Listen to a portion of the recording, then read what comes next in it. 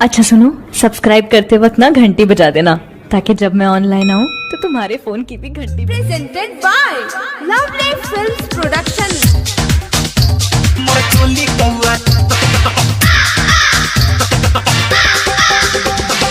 DJ विकास, रीना सीतामढ़ी।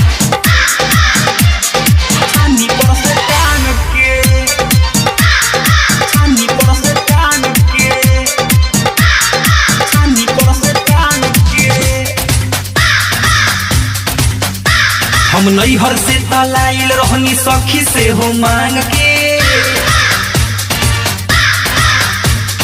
काव काव तो करते आइल घुसल छाजा लांग के। हम नैहर से तलाइल रहनी सखी से हो मांग के काव काव तो करते आइल घुसल छाजा लांग के। मोर चोली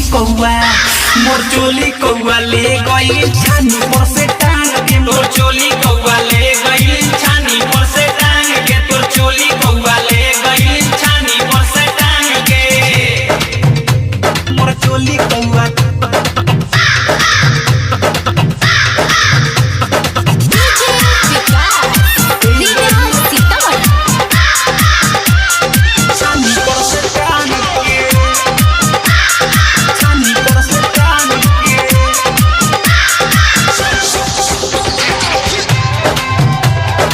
आप सुन रहे हैं अमित पटेल की आवाज में।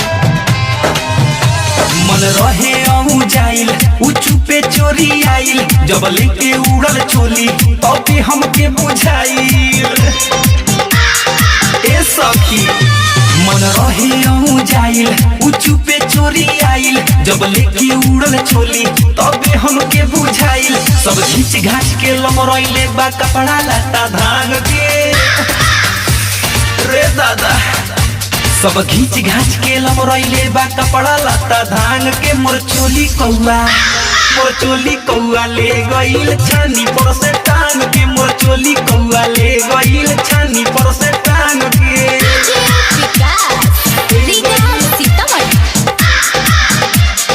छानी पर से टांग के। छानी पर से टांग के। छानी पर से टांग के। अभी चोली रहला नया एही से आवे माया लेके भागल बा दिल्ली की गइल मना गया। अरे कहाँ ले गइल दादा। अभी चोली रहला नया एही से आवे माया लेके भागल बा दिल्ली की गइल मना गया। सैया तो घर में सुतल रहले खाके गोला भांग के। ए सखी सैया तो घर में सुतल रहले खाके गोला भांग के। मोर चोली कौआ ले गई छानी पर से टांग के। मोर चोली कौआ ले गई छानी पर से टांग के। हम नैहर से तलाइल रहनी सखी से हो मांग के काव काव तो करते आइल घुसल छाजा लांग के। हम नैहर से तलाइल रहनी सखी से हो मांग के काव काव तो करते आइल घुसल छाजा लांग के। मोर चोली कौआ ले गई छानी पर से टांग के। मोर चोली कौआ ले गई छानी